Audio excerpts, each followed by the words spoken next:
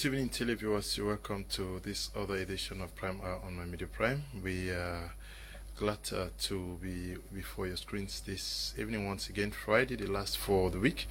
We, as tradition demands, are going to be looking at our career formulation, human capacity building, and a host of other things.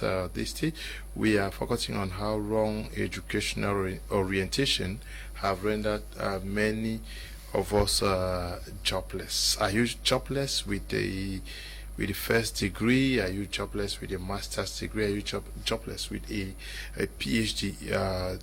Yes, degree. You have all these certificates and are jobless in the house. Have you sat down to find out whether society actually needs the skills and education you've received so far, and pondering whether that could be the reason why you are not employed? This evening we are going to be looking at all of these things and see how we can actually go to school with a clear purpose and objective to be able to meet a particular need, not just one, so many needs, so that we can be gainfully employed after our completion of coursework, be it at the vocational training level, be at the university level, be it at any level. We are discussing this with our regular panelists who are in the house already. Mr. NEBA Paul is here with us. We're glad to have you. Good evening, Mr. Leo. Good evening to our televiewers in Kumba, in Bamenda, all over Cameroon and beyond. I'm so happy to be here today because this is the place where we come to shape our present day and our future. Good evening to all of my friends who have promised to watch. I am waiting to have your contributions as we discuss this very pertinent topic. Okay, Mr. BUJI LEANCINE is also here with us. We're glad to have you. Good evening, Mr. Leo. Good evening, televiewers. It's another Friday and we are excited to share with you, and there is no better time to talk about this topic than now that we are talking about back to school. There are back to school campaigns, and there is nothing as painful as investing so much in education just to realize that you come out of school with your certificate and you cannot put food on your table or help you in anything. So we are going to definitely learn more and see the way forward. Okay, we're talking investment in education. We hear Miss L is caught in traffic. Okay, we hope she beats the traffic to join us in the course of the program. He just talked about something. Do we see our education, our going to primary school, secondary school, university as investment in Cameroon? Do we really sit and take that conscious time to ask ourselves why we go to school?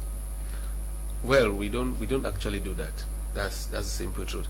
I'm taking the example from me. It only took me after school to really see that actually this was an investment.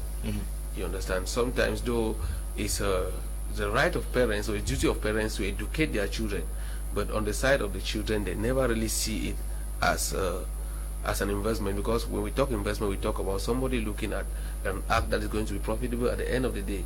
You understand? And looking at it that way, truth be told, most of us who end up dying without being profitable vis-a-vis the amount of money that our parents have spent on us from nursery school, primary school, and secondary school, university, and all the like. If you want to take all of that into consideration and you look at the return on investment and the things we are doing out here, the kind of salaries we are earning, it is not really an investment, because, or if at all, if you are considering it as an investment now, it will in most cases be the results will be a bad investment, or the results will be a loss. So somehow we have not been seeing it as an investment, but through programs like this, we want to be looking at education like an investment where we see the end at the beginning of the journey of education, so that at the end of the day, what we are actually doing should be profitable. That's why we are obviously going to be diagnosing in this program today, Mr. Leo. Investment. Investment as paying money to do something, but do we as students see it as investments for what we seek to become? That Mr. you're investing on, yes. Mr. Leo, the truth is that the majority of the students, the majority of them go to school just because they have to go to school, they have to be educated.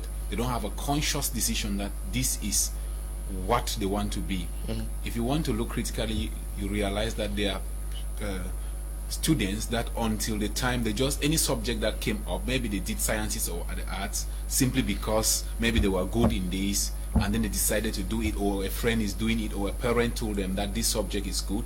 They did not do it following the realities, because there are some that you see some children that from primary school they have desires that I want to become a pilot, I want to become a doctor, I want to become a nurse, which means that actually those people, they put in the effort and the time to become what they desire. You can look at it as they have a consciousness towards that. But if you look at the current realities of what is happening in our country, where if you say my major prime is recruiting today, I'm telling you, you are going to see a lot of applications. You will see somebody who studied nursing coming to apply, somebody who did agriculture coming to apply, because their certificate that they came out from school did not have a purpose. They did not know why they actually went to school. They did not know the reason for which they are obtaining that certificate. And for that reason, the answer to your question, if we students see education as an investment, will be no. They don't see it as an investment, because if they see it as an investment, they will study the things that are relevant. Permit me borrow something from Mr. Teke. In most of his seminars, he always starts by, when he talks about how the current realities, students go to school, they study, they get certificates, they get diplomas, at times you get an HND, you see that it hasn't landed you a job. The next thing is you think about the first degree. When you get the first degree, there is no job. The next thing is a master's degree. If a master's degree earns you nothing, you go for a doctorate, and so on. And at the end of the day, it's not these certificates that actually solve your problem or put food on the table. Now, what is necessary is to first of all diagnose what you want to become. What are the current realities? Because the world is changing. Unfortunately, the classroom hasn't changed so much, and someone said that's why you see there is a sitting. If you go to your primary school, maybe your seat will still be there. It hasn't evolved, and even the infrastructure, it almost shows a static situation. And it is true that in most in the African context, our educational system is almost outdated. Because if you want to look at it from a point of it being updated, you'll be thinking about things like artificial intelligence.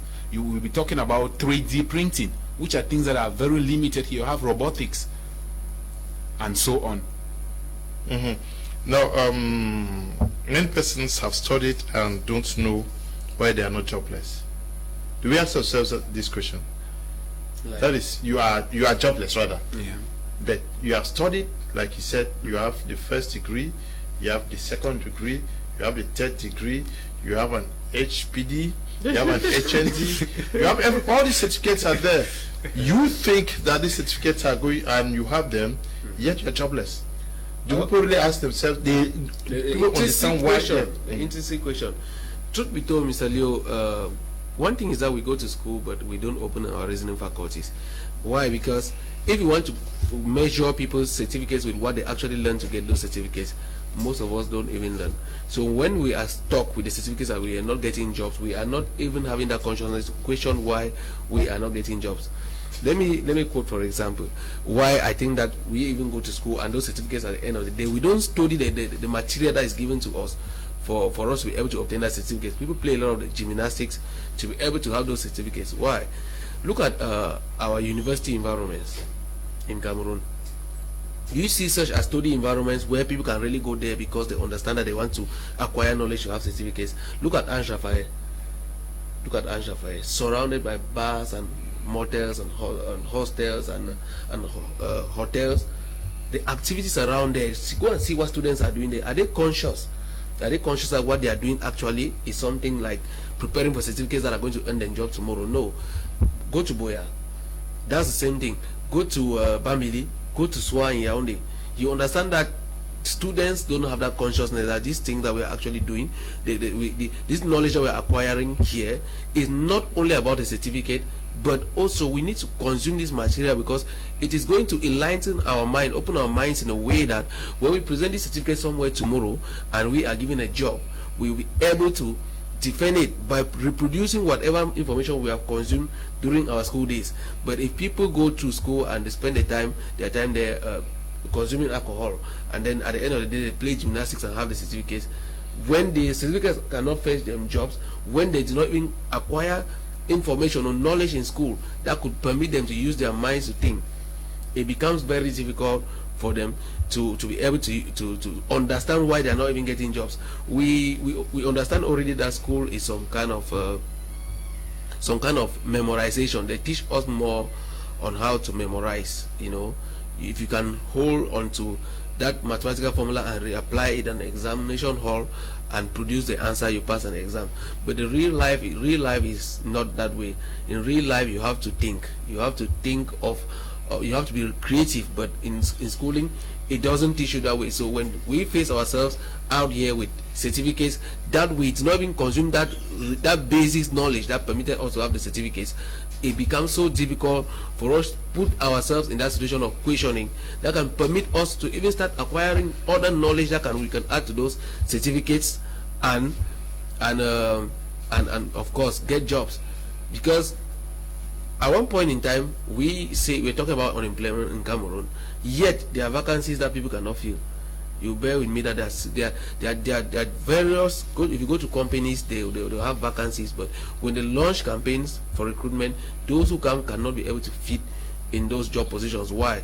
And sometimes the certificates that they acquired might be outdated. Let me put it that way, because the knowledge that they acquired, what is happening in reality, cannot permit them to supply the results or the solutions that the job market is seeking today. So it puts them in a situation where if you cannot be able to use your creative mind and think otherwise and start acquiring knowledge to update yourself to be able to fit in, you fall back to ABC, abuse, blame and complain, and that's where so many people stuck.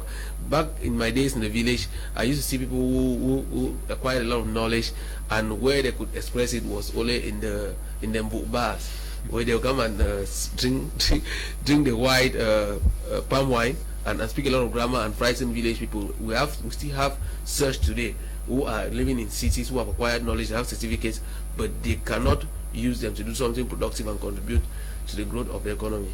Okay, we are talking about persons who are not working today. They have all the degrees. Do they really understand why they're not working? Mr. Leo, is it the fact that government has not provided them with jobs? Mr. Leo, the one of the reason is they have not understood the reason why they are not working. Because if they understood, definitely it would reduce the rate of unemployment. Let me take you memory lane again on what happened to me in particular. When I was in high school, I had this desire that I was going to study what in the university. I wanted to do something like history, to study history, because when it comes to, I was very good in history, like but when I left, I started thinking about the realities in the job market. So this person, if I studied history, what will I possibly become? Where is the world getting to? What's the direction that the world is taking? So there was this time that I started information and communication technology. Those things started coming up. I went down to Yaoundé in 2011, that I had to go and apply for the university.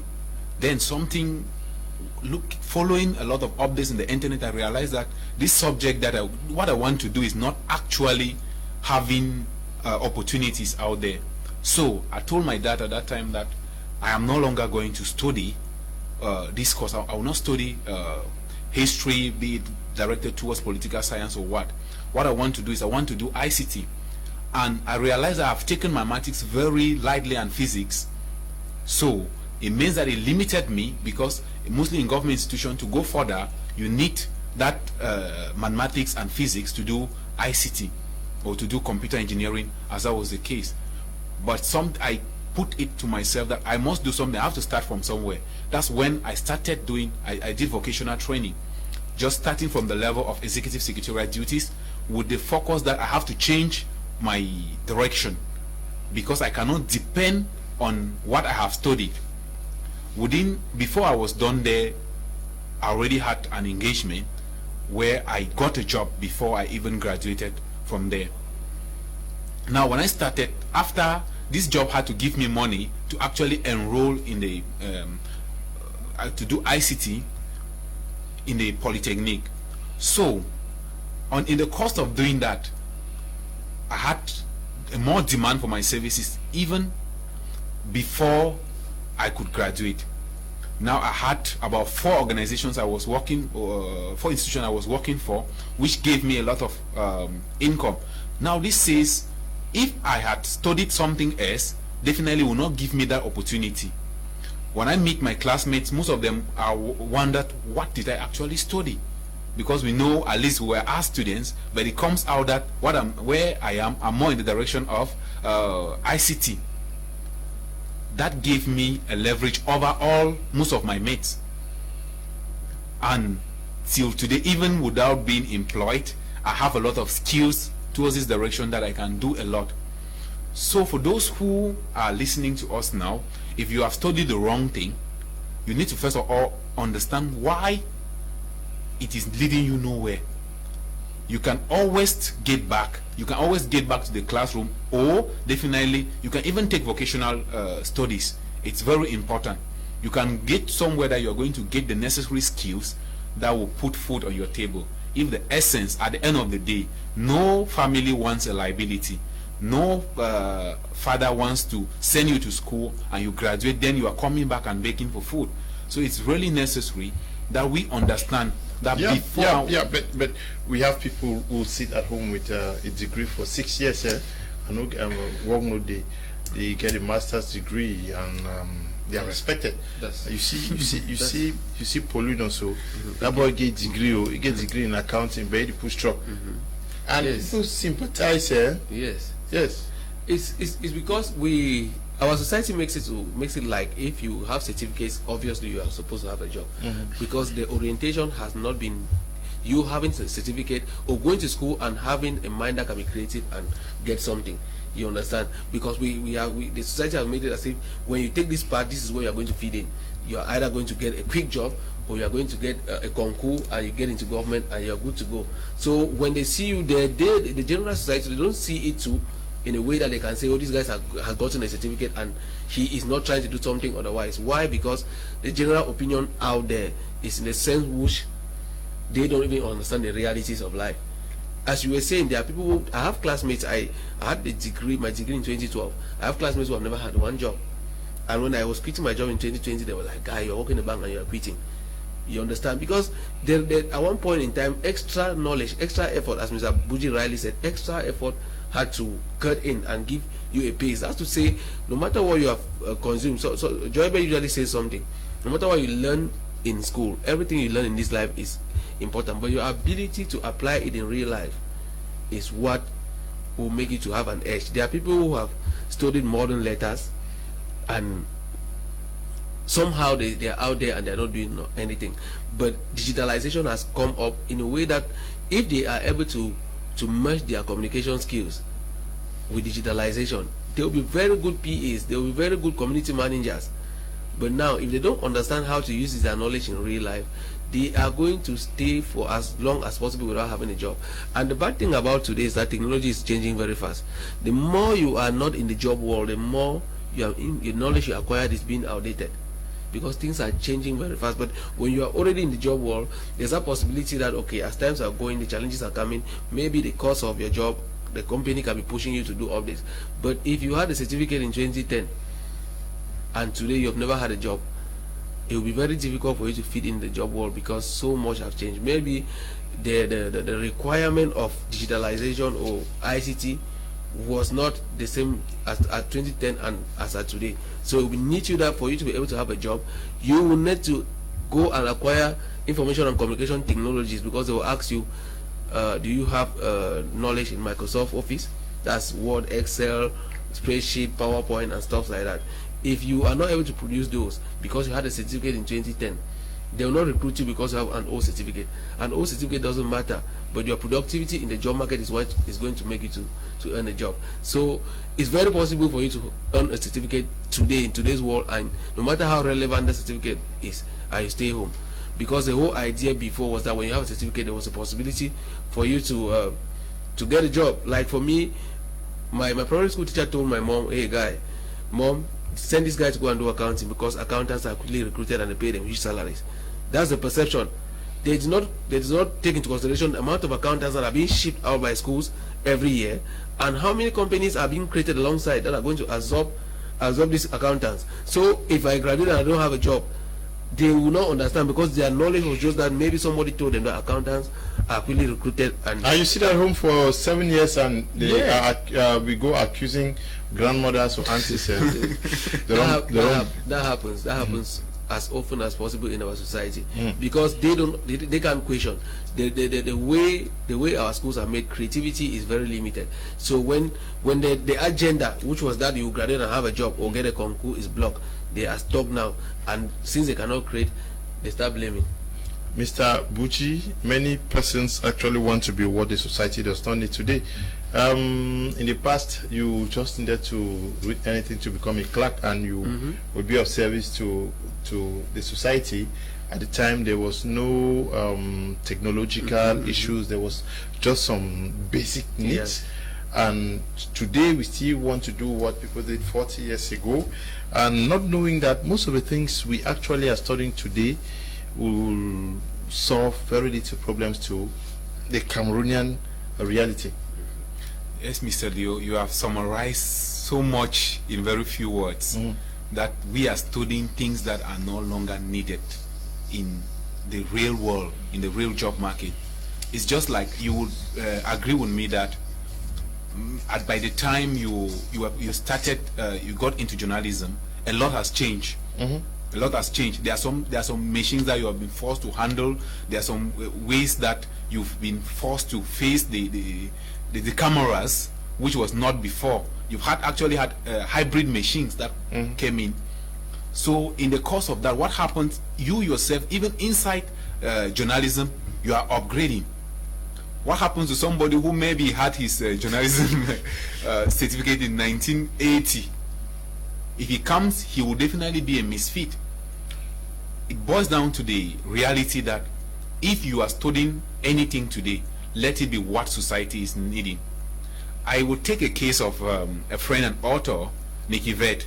Nikki Vet says one day she got to her job site, and then as she got in as a sitting, the boss called her on a routine meeting, as always, and then he tells her that, Nikki, as you see, we will no longer be needing your services. Though she had a permanent employment contract, she opened her mouth and all she could do was to cry, because she was no longer, accordingly, they did not need her services any longer. She was replaceable. Now she cried, but boss said, we are sorry. That's how things happen. Definitely a machine will be replacing you. Now what happened? Her story is inspirational in the fact that she went back to find out, why was I rendered redundant? Why was I laid off? And what is happening around to other jobs in the world? So she realized that the world is definitely changing very fast. She captures in the beginning parts of her book that change has changed. Change used to be very slow, but now change just happens.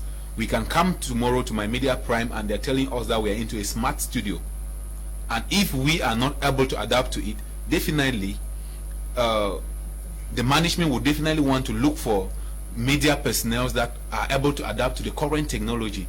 So she realized that companies like Apple Incorporation had cut down the size of their workforce, and instead it increased productivity because they brought in artificial intelligence robots to do this work. She realized that people who could analyze data are now getting job, data analysis and so on. IT jobs, those who could definitely do virtual reality assistance and other things, where they are definitely taking central stage. So She puts it in her book that it is time where you have to disrupt yourself, or you'll be disrupted. Disrupt yourself or be disrupted, or simply means that either you change or change will crush you, because change is not emotional. No matter your mother will be crying that my child has spent this amount of money, has gone to school, there is still no job at the end. But change doesn't understand those things. When change comes, it actually, either you change, you adapt to it, or it crushes you.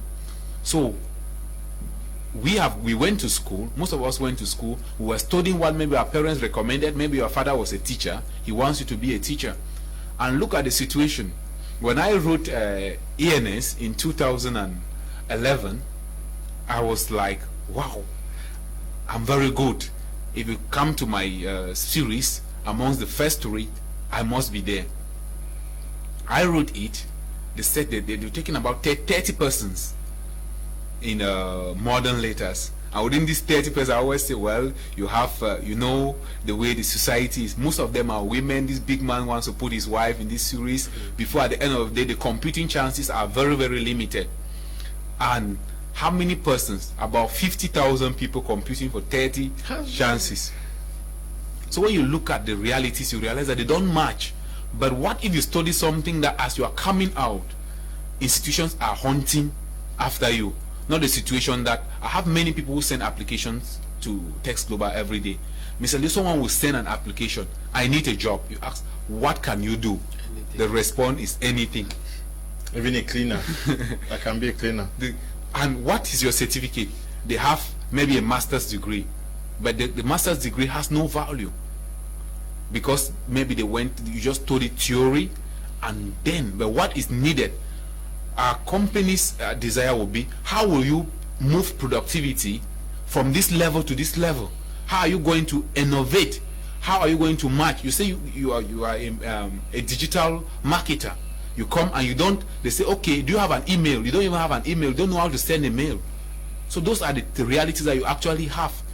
Mr. Henry Ona, the author of From Competition to Dominion, actually says he wrote an open apology to employers yesterday, where he's saying that he now understands why they even ask for years of experience before you could be given a job, because he realized that employees are liars.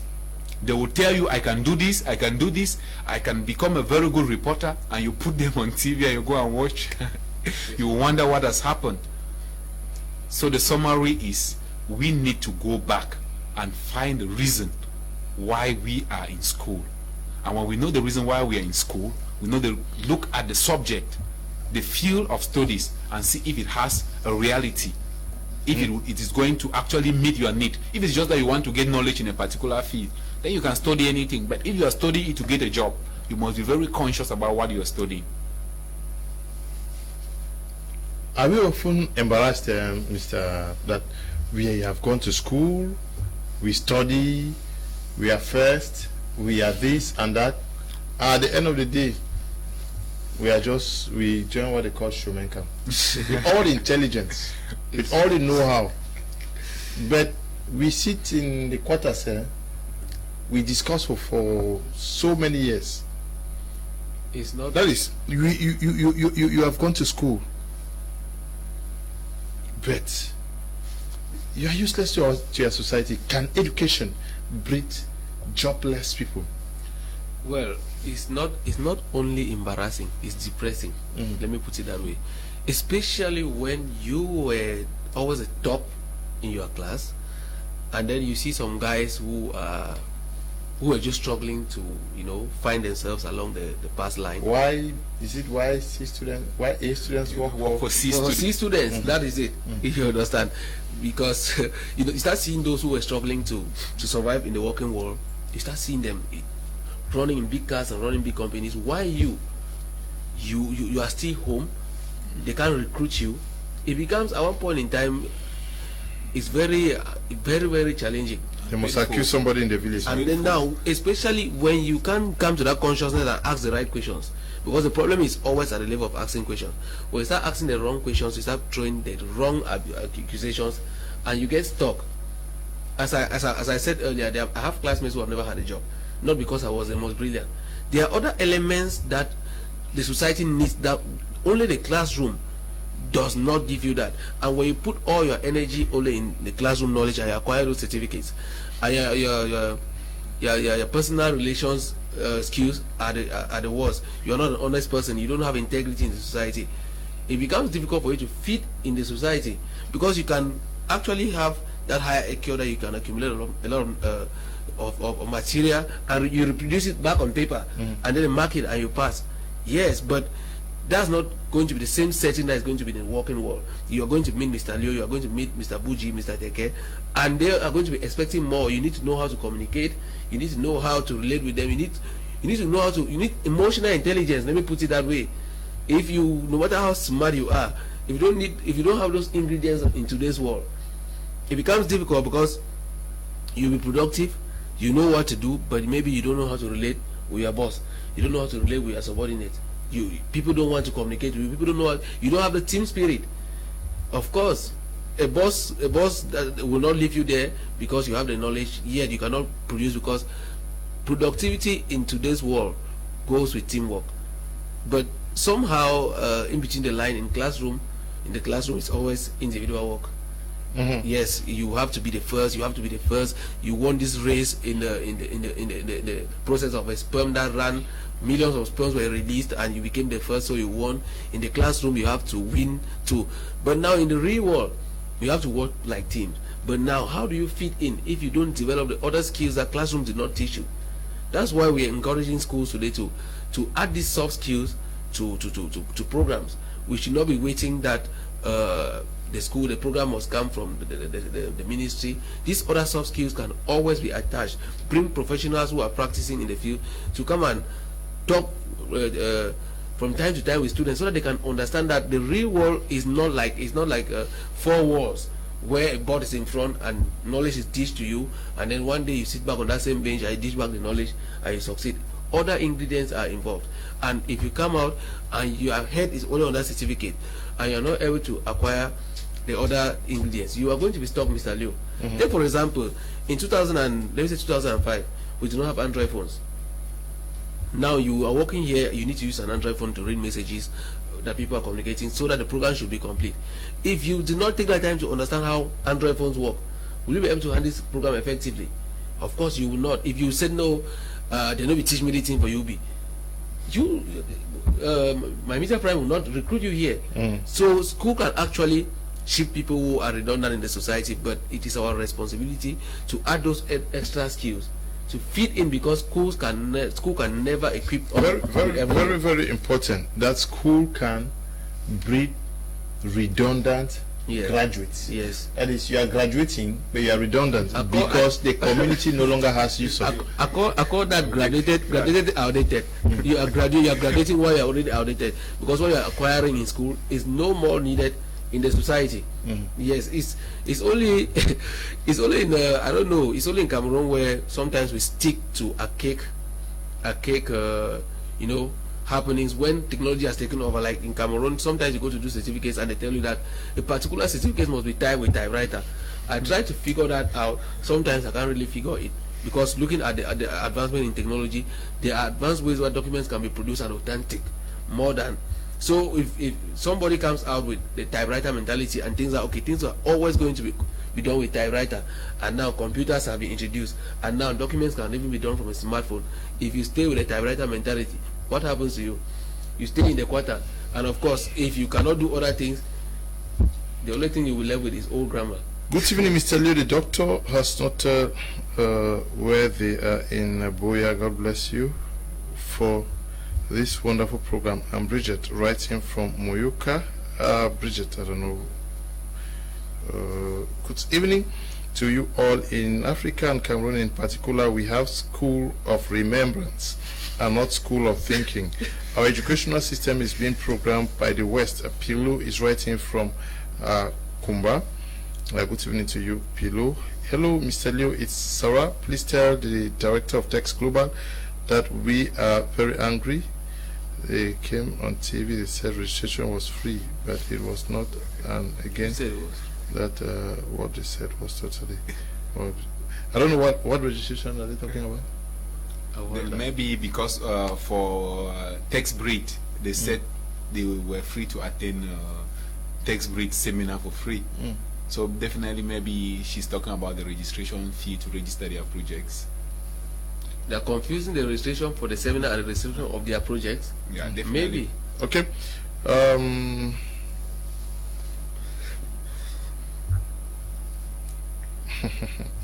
Okay, you registered for your project and not for the event. Yes, the event was free. Good evening. Most of us go to school just to have certificates, read just to pass examinations. Our school certificates don't help us in the sense that they don't give us good skills. Okay. Good evening, Mr. Leo, and to the wonderful topic.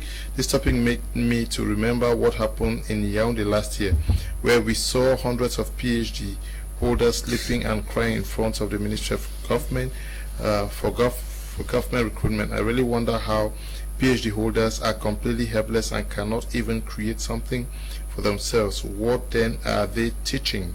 Worse is that most of these so-called lecturers make life difficult for students at the faculty, as if students will even come out with a job. Okay. Good evening, Mr. Leo.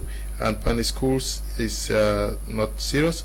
We just wasted our time in school because the school system is designed to look for jobs after school instead of creating jobs. Mr. Leo, this system is outdated and was valuable only in 1940, when high demand for manpower was needed in factories, and now with technology and population growth, one robot or a machine can do what hundreds of thousands were doing.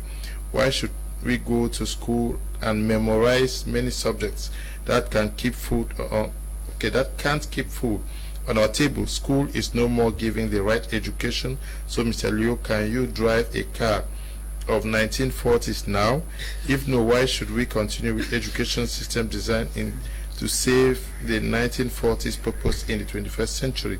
We need to start creating jobs even in our farms and environs rather than going to school. Figo is writing from Bomenda. Hello, good evening everyone. Thank you all for this very sensitive topic. Honestly, I'm so moved because if I had this orientation, I would not be frustrated today. Academic orientation is very important. Benis writing. Benis is never too late. I hope you are still. There are many courses that you could take to change a course. Good evening, Mr. Leo.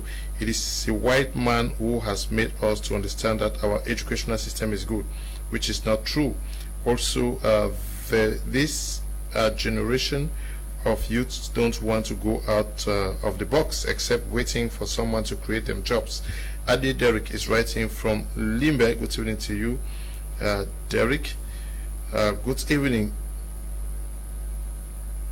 Okay, Mrs. Diongo is writing from Bonaprizo out here in Douala. Good evening to you. I'm sure I read that message already. Good evening, Mr. Leo. Our educational system in this country is not encouraging us. Collins is writing from Babaju. This one says, good evening, Mr. Leo and your team. I have been a keen listener to all your programs, sir. You, in this our country, we have a lot of intellectuals that are jobless. And to me, the main reason is because in Cameroon, most of those who are occupying positions today are the ones who don't merit those positions. This is because of one thing: tribalism, corruption, godfathership. Okay. Mr. BUJI, what is orientation that leads to getting employed? Or yes, employed either by a structure or by yourself? What should be that orientation, and where should it start? I think it has to start from home. It has to start from home, and it will start by parents actually being conscious to guide their children at the point where they cannot decide for themselves first. Like for instance, I've seen parents who actually gather their children on Fridays to sit and watch this program. It means that there is a new consciousness in them.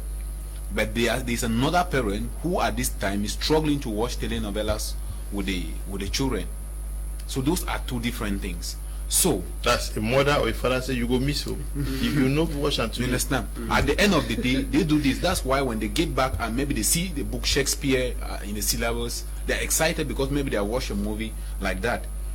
But what happened in Romeo and Juliet is just fiction.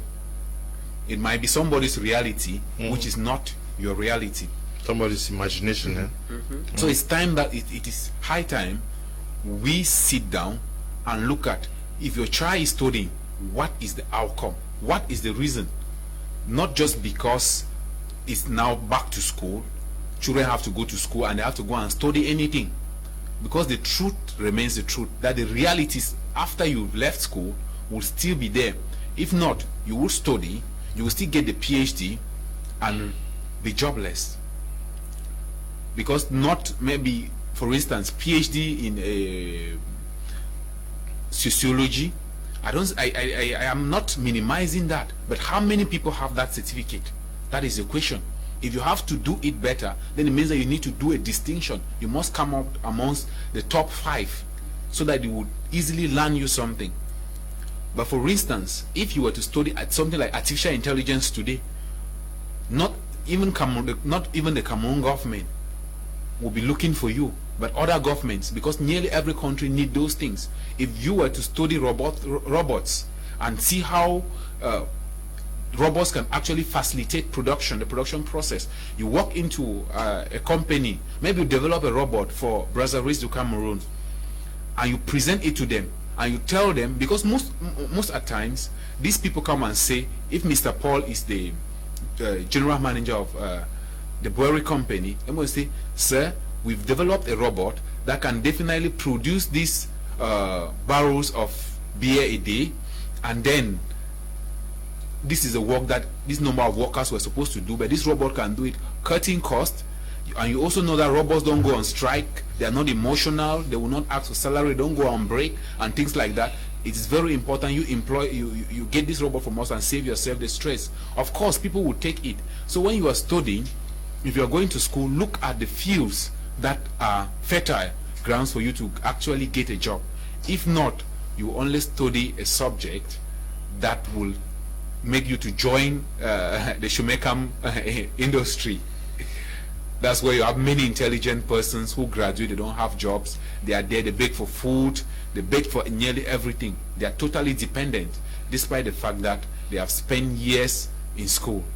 So there's never been a time where we need to actually recalculate, stop, rethink on where we are heading to. I know we are saying the government has designed it, the educational policies don't favor extra things, but there are people who have actually broken out to tap into the areas of knowledge that are not taught in the conventional schools. During holidays, where do you send your children to? Where do they go on holidays? What do they do for holidays? I've seen parents who engage their children in computer classes. They engage them in things like graphic designs and other soft skills, which are things that when these children go back to the university, you have students in the university who are actually taking care of some responsibilities. They're taking care of themselves because of the soft skills that they have. That's why if you go to Swade, you have students who actually run documentations. They do very high secretarial services. At the end of the day, most of them even end up being that it is those documentations that are helping them. That's why you have some people who have been in Guaykele, in SWA for over 10 years, maybe just doing their documentation and doing translation. You have some students who have not graduated, their job is just to do translation for others. Definitely because even the certificate that they had is not able to do anything for them. It's that very soft skill that they acquired that is now feeding them. Okay, I'll get to you now. Why do young people miss it, not knowing what they really want to do? Mr. Leo, you said you discovered just after some time now. After leaving school. Yes. And The society. Why is it that we go to school without doing? Yeah. The society, is at the early stage you don't have the decision over your life, and that's why he rightly mentioned that parents play a vital role at the elementary stage. So we have parents, we have the school, But now the schools have been created, the structures are there, they have the various faculties, but now parents decide at the early stage that this is where my child is going to go to. So time has come for parents to come to that awareness that it is not because this thing was giving jobs yesterday that it's going to give jobs today. One mistake that parents do is that they will say, I wanted to be a doctor. Since I wasn't a doctor, my child must be a doctor. And then you force the child to become a doctor, of which deep down within the child could not, the child did not understand, or did not really want to become, or don't even have the ability of becoming a doctor. Yes, and then during the school process, our parents, or some of our parents, thought that it is a long time that you spend in school that will make you to become intelligent, and that sidelines you from understanding the real society where you are going to live after school. That's to say, the normal school period is there, that's with breaks in between, but within those breaks, these children will still be doing extra classes. I'm not against extra classes, but for my own opinion, like this holiday, my young boy of 6 years old, there were days that I was taking him to work, and he sits there and he's seeing how we're communicating. It's already exposing him to another world. When the child spends the normal school period in class, and then during holiday the child is going for holiday classes, it excludes the child from learning other things in the society where he or she is going to spend most of his time or her time after school. So he has just one setting, classroom, before the time that he is able to make decisions for himself. Maybe he has already come of age, maybe he has already acquired certificates to a particular level, and then he becomes very confused. Because if I were to make decisions for myself earlier, or if society had not pushed me earlier, I would have become a marketer earlier. But now the concept was that accountants were quickly employed. The concept was that marketers were those who hawk on the street. You know, we had a mentality that marketers, I mean, they have to carry things on the street. We do not know that marketers could be people like Mr. BUJI riding in big cars and sitting in big offices. So we spend our time mocking at those who were doing secretarial duties in school and marketers, and we pride ourselves like accountants, like we are the guys who are going to run the shows. But in real life, is that the reality? No. Without a marketer, the accountant is doing nothing there. The marketer is the face of the company. It's the person who strike the deals and make the marketing and the sales and money flows into the company before the accountant has something. If the marketer can't work anything, the accountant is going to be sacked. But in school, in our environment, in what our parents taught, that was not the same. So some of us, maybe at one point in time, we could break away and feel the pain of breaking away, because breaking away, it takes a lot of sacrifice. I must tell you, resigning is something that if you are weak, I will not advise you to resign. If you are not strong enough to leave your circle, like an accountant, I studied accounting from one to university, to break away from that to now become a marketer, it has not been easy. But you need to understand who you are, and you take the road and know that this road is going to be painful, and you pay the price. But if not so, you are going to be lingering with what was predetermined for you. You will not be living a fulfilled life, and you will not be fully productive. That's the bad thing about it. We have a slogan that we are using amongst us entrepreneurs now. We say you have to live full and die empty. When you don't have that orientation, when you don't study what makes you fit in life and enjoy life, when work does become play because you are doing something that you're forcefully imposed to learn in school, work becomes some kind of difficulty. Like before my later days before I left the bank, there were days that I was just wandering my office up and down. It'd be like anytime I enter that office, my mind starts spinning, because my personality shows that I should be out there talking on TV, seeing people, looking at the project and say, okay, this is what we should do for somebody to buy a product. But I was to sit behind the machine and do routine work. That you know that you do this in the morning. You were not fulfilled. I wasn't fulfilled. Good evening, Mr. Leo. Is Mukum Augustine writing from Tui? The main reason too much irrelevant subjects that children are studying in school now, which would not help them with anything in their career. Okay. Says, and some graduates go out there, the employer will tell you to pay an amount of money in order to secure a job vacancy for you. You can imagine that someone needs a job to put food on his table. Instead, you tell him or her to pay for first. It's madness. Celestine is writing from Kumba. Okay, Celestine. Good evening to you. This one says, please, to attend the event, the text break was free, but project registration was not free. I registered my project. Please, it's good to listen to information well. Ngek Desmond is writing from Kumba. Okay, I'm sure Ngek Desmond is reacting to the person who said they said it was free. Okay, good evening to you all. Our education is not encouraging, but we shouldn't focus all our stuff on the government. No matter the educational system we have, we can still create better jobs for ourselves. And Chwaji Nobet is writing from Limbe. Good evening, sir. Please, you guys should try to educate our university students that classroom is different from street hustle. That's why many are unemployed, because we think about passing exams with very high GPA, but with very little attitude. Okay. Good evening, Mr. Leo and panelists. It's unfortunate that our educational system is framed to have a bundled and locked up within 4 walls of class for many years at all levels. We are taught documented findings on what others have done, but can't do anything of our own. Of course, this can't place us well in the job market. Mbakwa is writing from Yaoundé. Wow, Mr. Leo, the program is very inspiring. Is there an age limit when you want to start working? Larry is writing from Kumba. No. Good evening, Mr. Leo. I'm writing from Bamenda, and my name is Lorak, and I love your program. Thank you, Lorak. Good evening, Mr. Leo. I think educational orientation in our country is very much outdated and has contributed enormously to the joblessness we experience today. Technical education must be given its true value if we truly want to do away with this joblessness of a thing. I am Engineer Gerard Rinda, writing from Douala. Good evening to you, the engineer.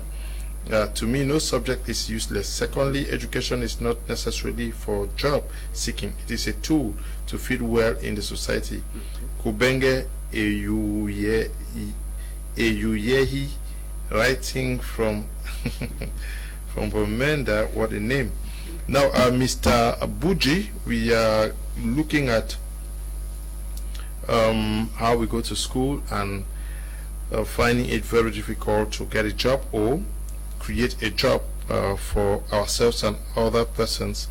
But parents also have a very important role to play. Many children today are where they are, frustrated as they are, because the parents push them to do specific courses.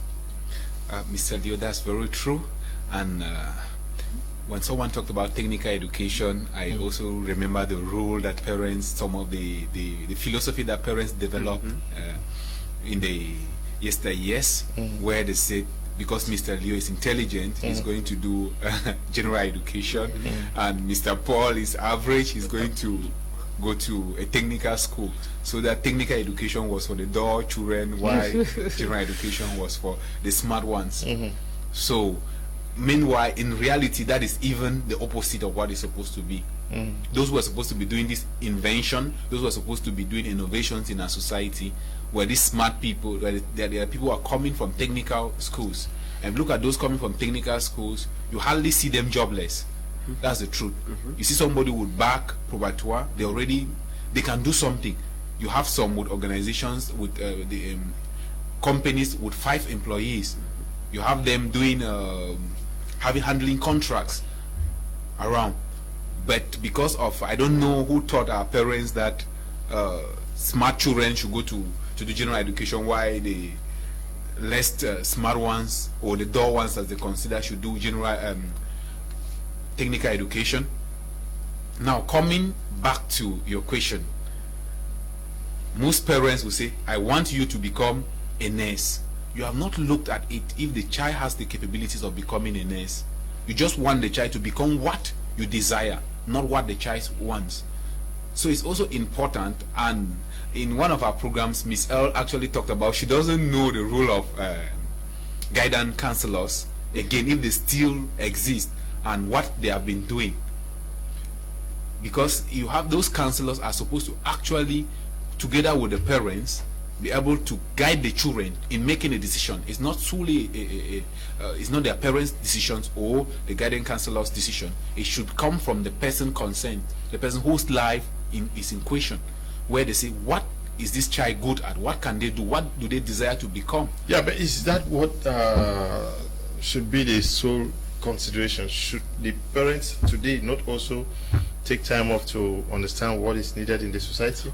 Of course, that is why I talked about the guardian counselors. That is what they are supposed. If they are still there, because it's been long ahead of them. If they are still there, they should actually look at, because they should be the link between the. We are going to come to guardian counselors, but the parents who say Joe na pilot, and you push a child to want to becoming a pilot, or Joe is this, and you just want to. It's very important for parents to actually do a research. Let me put it this way: let them do a research and find out what are the realities, so that let it not just be like Paul's case, where the parents told him you have to become an accountant because somebody has said accountants have they go home with fat paychecks. Let it not be that case. Let it be a situation where you are studying what is relevant. It's still very important what is relevant, because if you go to school and you study what's not relevant, you only have yourself to blame at the end of the day, because no company, no industry wants to take in a liability. Okay. Good evening, Mr. Leo, and to the co-panelists. We want to thank you guys for this particular program scheduled for Friday. It is so interesting and very educative, especially to us, the youth of this country. It's Inades writing from Muyuka. Good evening to you, Inades. Hope you guys are doing well out there. Good evening, Mr. Liu and all the panelists. Today's topic brings a lot of funny memories to my mind. One of such is during my university days. After A levels in 2007, we enrolled into SWA to read law. There wasn't any orientation that year. It was in 2010 that administrators of the law faculty came to give orientation to students who are this time had already had their degrees in respective branches of law. Those of us doing private law and other branches were never taken to court to witness how things happen there. Those doing business law never had any internship in companies or even visit the OHADA head office in Yaoundé. Britain is writing from Yaoundé. Very unfortunate, eh? Good evening, Mr. Leo. Permit me highlight to my friend on your right hand that there is no university course or degree that is irrelevant. Sociologists, for example, are very important people in society. They study human behavior, social, religious, political, and even economic influences on individuals and institutions. The bottom line is everyone needs personal development to make a difference in all they do. Adolf Bonyam is writing from Limbe. I'm not sure. He said it was completely irrelevant. Greetings to Mr. Unstoppable the Rekindler. Indeed, today's topic is timely prior to school resumption. Normally, this educational orientation should start from home, but parents can't transcend what they themselves don't possess or have any clue of. So schools should handle a greater part of the orientation task and do it properly. Thank you. Ngala Lamde, VIP Winners Communicator. Good evening to you. I don't know. Yes, you are sending a video. We can't play it now, please. Good evening. The phone on saw. Oops, no.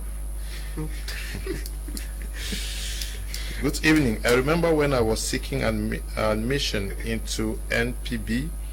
I'm sure that's National Polytechnic Commander. One girl came and they asked her what she wanted to study. She said mechanical engineering, but her A level shows that she did but A4. Some of us lack orientation from the very beginning. It's Pablo. Yes, thanks. Good evening to you, Pablo. Good evening, Mr. Leo. I'm writing from Bamenda. Your programs are really educative. Please, can I have the contact of the man in suit? Yes, can you just write to me after the program? You have his number. We have just been joined by Miss L. She succeeded to beat the traffic. Thank God. I don't know whether she came through helicopter, but she's in the studio. Miss L, we have been talking about going to school, and you are faced with joblessness. You cannot solve a problem. You are eating, competing with your brothers, and then you blame government, you blame your aunt in the village who has died, you are locked, you pray to God, you fast and everything. Okay, good evening to everybody. Good evening, Mr. Liu, and everybody seated here. Actually, this topic, I was really ready to talk about this because it's a major problem in the society. Prior to the fact that schools are reopening and a lot of people are already confused as early as now. Now, the truth be told, I will tell us that the educational system we have in our country right now is solving a problem that no longer exists in the country. Because at the first instance, it was more about helping us to be civilized. But now we've skipped civilization to the point where we are fighting things. We're fighting human beings that we cannot see, like hunger and poverty. So a lot of us are just complaining, putting the blame on the government, putting the blame on maybe the parents and all the like. But the truth is, if we can be able to work on the orientation of our educational system, will help us. If we can be able to understand that education is just to create awareness. But if you create awareness of a problem without providing the tools that is needed to solve that problem, then you've not completed the task. And that's one area that we're failing when it concerns the educational system in the country. And Mr. Leo, permit me to say, when you were reading the comments, somebody said that when it concerns courses, it's supposed to help you fit in the society. It's true, but I will say that the society you're trying to fit in matters. When we're looking at the European society and the African society, these are two different places. They are two different. You might be studying the sociology and everything you're studying. It's not bad, it's not irrelevant. But the problem is that, is it going to help you fit properly? Fitting is not in your society, Let's not say the society, so we should not think like it's the whole world. Let's focus on the society where you are in. If you're studying sociology and anthropology and all the other things, it's not irrelevant, alright? It is good. But now have an understanding, because the definition of fitting the society is not for you to be able to communicate. That's not fitting. Fitting the society is to be able to use that which you have to be able to live a sustainable life, to be able to live a financial free life, and be able to impact others. So if what you studied is not putting food on your table and it's not helping you to impact others, then you're not fitting appropriately, you're not fitting correctly in your society. So there's a lot that is centered around the orientation, the educational orientation of our country. There's a lot that turns around it. And also, Mr. Leo asked a question to Mr. Buji.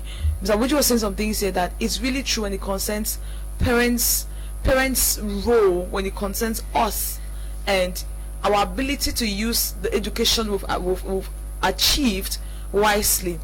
I also like to say that one of the things, the difficulties we're facing is that our parents don't educate us, they don't orientate us, they don't participate in this orientation.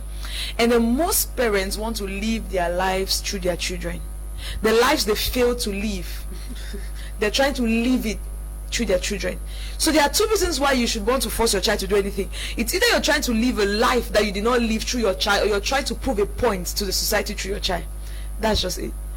Some parents, if you go down to when they say, I want my child to be a lawyer, I want you to be a lawyer, go and think very well. Look, just try to dig down memory lane. Some way, somehow, there is a story about a lawyer around them, and they are trying to use their child to fulfill that, and it doesn't work that way.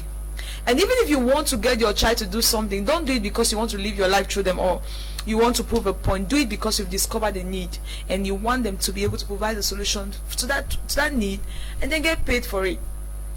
So everything about education and all the like, truth be told, we have to get more practical about what we do. We have to get more practical. I think many years ago they used to do shorthand in commercial studies. Till today, I don't know if commercial students are watching me right now, but today I don't know the use of shorthand. I don't know what they were intending to use shorthand for. If maybe to take minutes, yeah. Because people may be talking and you need to be fast. But now minutes are recorded. You put the phone and record. No, I mean in those days, because she did not understand. Maybe at the time. Maybe at the time. Yes. Okay. Now you see that Everything is changing, but the educational system is not changing. It's not meeting the need. Now, how can you go to school? There is a school at the National Assembly. Okay. They do, I don't know, they call it something, they take, whether it's taking a minute or something, writing. That is, people are talking deliberations and you are writing. And they can give you 7 pages to summarize in. You write in 1 page. There is a school like that. I just discovered that, and there are people who go there and they are trained and yes. Okay, if the school is existing, and I'm sure that a need has been discovered around that. Yes. But now, let's look at what you're saying, Mr. Leo. Right? Let's look at what you're saying. If we want to look at English language, you see what people are paying now to learn in that school. That's what could have been taught in normal English language that we learned in school. But even at the level of the GC, we're writing stories. Ask a question to answer. Write a story that ends with a statement. You will never do this. Write a 50 what and all the like. It's not like it's not proper, but the thing is, when we try to bring it to where we want to blend, it's not going. Like, okay, so why was I learning about rocks? It's not like it's bad, but why is it? I don't really understand. Now, this is it. When you teach us these things, as the time is changing, things are evolving, tell us how to properly fit this. I think if we knew how to fit these things, if they had orientated us on how to fit these things, then this thing we are discussing today couldn't have been a topic of discussion. If they had told us that the biology you're learning, after learning the biology, this is how it is applicable in the society. Imagine students doing biology will go, they have to get into the lab only when they get to maybe lower cell upset. And what they are teaching you is what you have to go write in the GC. It's not learning to know, it's learning to pass. That's the mindset they've given us. Okay. So there's a lot we have to work on. A lot. There's a lot we have to work on, Mr. NEBA. Now, do you also have a problem with the system of education as it is today? Some person wrote a message. He says that what we have is a curriculum that was designed in 1940s. It's asking the question whether I can use a vehicle that was meant to use at age. Yes. Sincerely, I have a problem with our system of education today. Okay. Most of the times when I'm discussing with guys from my village, from Agiati in Bafut, I'm always telling them that let the crisis finish fast so that we will go and change the structures and set in updated equipments that can educate our young ones to come up and be better than us. Because if there's anything that has changed in that in that school where I left in 2000, that's 20 years after, maybe some roofs were leaking and they changed. Maybe some bench got broken and they were changed. Everything is still the same. I mean, everything. There's still a blackboard, they're still using chalk, every child is seated and they're pouring the same knowledge. I mean, they don't care whether this, let me put it in the light of animals. They don't care whether this one is an elephant, this one is a snake, this one is a lion. I mean, everybody is receiving the same knowledge. And what are they still doing? They are still using normal mere chalk, and then people are learning with amboss. But now, back then, in those days, there were no, when I was living in 2000, the year 2000, there were no computers. The computers were there, but you understand. But now computers have come to play. I mean, a lot have changed. But now the same educational system is being applied. That's where I find it is unfit. It doesn't tie. You know, children should not leave that same school 20 years after and come to Bamenda town and they are surprised like I was when I came 20 years ago. They should not live there and come to Douala or move out of the country and they are surprised because now we have come to a global village where the internet is available and we can access knowledge everywhere in the world. So these school systems in Cameroon should have everything that can possibly make you to compete in a global stage. When you don't have those equipment, it becomes a problem. There's something I noted in Douala that is really disturbing. Most of people who left the Anglophone regions, dropouts, they recruit them in primary schools here to teach. That's something I noted, which is very, very poor. The elementary stage, a child from 0 to 7 years, that period for a child is very important because that's when the subconscious mind is built. When you recruit somebody who doesn't have competence just because you want to pay that person a low salary, what becomes of the people? Those are some things that are not fitting in our education system. It's very okay for you to see somebody, a degree holder today, who doesn't have the basics of ICT, which is it doesn't tie, it doesn't make sense. Who cannot use digital tools, who cannot use Zoom, who cannot use Google Meeting, who cannot communicate on WhatsApp well, who don't know how to text, who cannot send an email like Mr. BUJI said. There are certain things that have to cut across no matter what you are studying, but our schools are yet to picture that, which makes it very difficult for students to fit in the real world. Creativity or emotional intelligence and other things have come on board that we need to teach everybody, no matter what you are studying. I'm happy that structures like Shapes Academy have come up, which are like platforms that can reshape and reorient people to take the right directions, because what we have acquired over time has just been societal. I mean, the things that people have perceived, that things are always going to be this way, and at the end of the day, when you step out of the school, you become an individual and you face the world alone. There's nobody still to help you. Then there's this circle, I'm sorry to say that, but I always call it the unproductive circle, where the smartest student in class becomes a teacher, teaches students, and students, the smart ones, become teachers still, and then you're rotating in the same place. Of which, for my own opinion, smart people should go down there and create real things that create real solutions. I'm not saying that those who are teaching, they are not doing a productive job, but now, if somebody study mechanics and he's very smart, why don't he innovate or create a machine that can solve a particular problem? Must we end in that circle? That's where there's certain things that I can't really feed in. I can't really understand. There are things that they are teaching us in school that we don't need in Cameroon. They are still teaching them today. We have said that here time without number. We are here in Cameroon and they are teaching you about fishing off the coast of Norway. They are really telling you that once you study, try and go find a way to fit in Norway. You understand? Which goes to create a lot of problems like what we face today, like Africans doing everything possible to go to Europe, to go to America, through the sea, through the land. Why? Because the education we have shows that we can't make it here. Coupled with the kind of information we consume on TV. Like I said in the video, that we watch movies where an American will go to an Arab country and kill all the terrorists, which makes America a very strong country. If an individual can kill millions of people, now we dream going to America. Our education should be that which opens our minds to our environment and show that we are equal human beings. We can exhibit our skills, our knowledge in Cameroon, and make this place a better place, and we earn a better living. But if that educational system is that which we learn things that are abstract, our real environment, to me, I'll always have a problem with that. Okay, you always have a problem with that, Mr. BUJI. Now, is this not also because of the targets set by young people? As we can only become what we dreamt of becoming.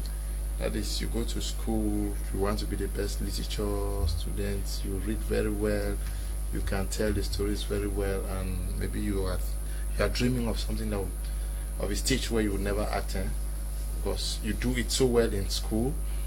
Maybe you are a scientist, you wear the white stuff, and you think that one day you'll be respected in your community as a science student, but that's not what the world needs today. It's a great. Of course, Mr. Leo, if you're going to school, then definitely, if you are acquiring any education, you have to think about where you're going. Look at the end result. Where are you going to go when you leave that stage? But now, sometimes it was just for the prestige of the white rock that some students became science students, where they could have been good as art students and definitely do something better with their lives from there. And the truth is that you cannot actually you cannot grow more than what you think. How many students do even have dream books? How many of them have dream boards? Those are things that we only started realizing them in personal development classes, but you just sit, and then you sit in the classroom like a vehicle that is going to Yaoundé. Where it arrives there, you meet the realities there. You don't actually have a focus of why you are undertaking that journey. But if you know that, okay, I'm going to school, this is the process that I'm going to take, you actually have to go to the University of YouTube and be very intentional to learn from what others are doing, because there is nothing that any human being is doing that nobody has walked that path. I always say, for those who read books, I always say the future, the past, and the present are all locked in books. But if you're able to exploit these things, you will definitely always find your path. If you want to become a journalist, for instance, sit down and look at those who are doing journalism with a distinction. Miles Monroe says something that if you want to do anything in life, make sure that you are the best in it. Nobody should beat you. If you want to sweep the street, sweep it in such a way that nobody has ever done it before. If you want to be a farmer, do the agriculture in such a way that nobody has done it before, just the way Tex Loba does his agriculture. That is to make a difference. But if you have failed to take that path up till now, then there is a time that stop and re-examine. It is never late to do the right thing. Just like someone said, is it late to have a job? When is the latest age where someone can have a job? So long as your needs are still there, you need to do something. A man has to work. So if in whatever case, in whatever studies you are doing, sit down. Where are you going to? Who are your role models? Who are the people who have succeeded in it? What are the opportunities in that field? Find out those questions. If you see that there are no opportunities, you better drop it and do something serious with your life. Okay. You better drop it. Okay, good evening to you, my brother Nungme Golof, who should be watching somewhere in Mancon, in Bamenda. Greetings to the crew. Mwabe, okay. Our educational system was naive and bad. Now it's somehow accommodating with the numerous opportunities being taught and promising with the much awareness we all do. The media, the new schools of learning, etc. Nungme, good evening to you, my brother. Fervent PWG supporter. Good evening, sirs. It's Gracia from Bomenda. Please, I just finished writing the advanced level in technical school and I'm confused with what to do in the university. Please guide me. Can you call the numbers under your screen? They will guide you. Good evening, Mr. Liu. I love the program of today. The topic of today is more important to our young people. These are the type of topics we need to be educating our youths with, not politics. Richard Chinda is writing from Oku. Good evening, Mr. Liu. The program is interesting. Zong Anthony writing from Bomenda. Good evening, Mr. Liu. And the venerable panelists, I love this topic, particularly at this time when the GCE will be released. How I wish advanced level students could follow this program now, but how many can do now or even know that a program is going on like this? We lack creative minds. Big brother Niger now everywhere. Mr. Ngek Desmond is writing from Kumba. Good evening, Mr. Liu. Our educational system is quite very poor, but the problem, we spend our time blaming the government. That's one great problem faced by our Mr. M4. Writing from Bots. Okay. Good evening, Mr. Liu. It's Mr. Nongene from Limbe. I like the topic and I think parents should allow their children make decisions for what they want to become in the future, and parents are instead supposed to guide them on achieving that dream.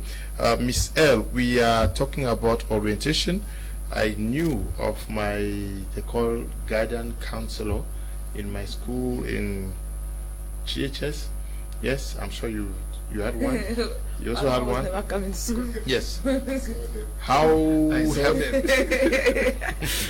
Why are you guys laughing? No, we just saw them around. Okay, so my own was never come to school. We saw them Yes, around. but what has been the impact? Because these are persons who are trained by government to help. What's the laughing? Sorry. I just remember the situation when I used to be in Form 4. Our guidance counselor's madam was the most dreaded looking person I ever saw in school. She frowns her face from the time she gets to the gate. It's as if all the problem of the school was on her head. Even to say good morning, you want to tell madam good morning, you have to check the morning if the good morning is coming out. You don't know if she will smile or she will talk back or what will happen. So most of the times, students will never go to her office, I tell you. Never. The only time we hear her voice is when she steps out from the office and she wants to send someone to go and buy her something from the dining chair. That was all. I remember one time when I got to know that she was the person handling guidance and counseling, because I had just come to that school. So I went there one time during the second term, and then I really did not have a problem, but I had to come up with a problem that would permit me to have things. When I went there and I started talking to her, my problem was, I said, I'm having issues with my subjects and all the like, because then my entire mind was to do science. So I told her that I'm really having difficulties. I really want to do science. I want to be a computer engineer and all that, but I'm having difficulties getting the science subjects. Chemistry is boxing my brain. The first question that lady asked me, I really wish she was watching this program. The first question she asked me is that, do I have a boyfriend? I tried to put the two together. It was not going. And then before I knew it, the discussion left on where it was. We're talking about something else. So now I left the office and I was feeling bad because I felt like that was not what I came to talk to you about. Now, some people don't just get okay with the fact that you are getting to your privacy when they have not given you the chance to. And our guidance and counselors are just now, they are supposed to help students to not only know what to do, but to understand themselves in school.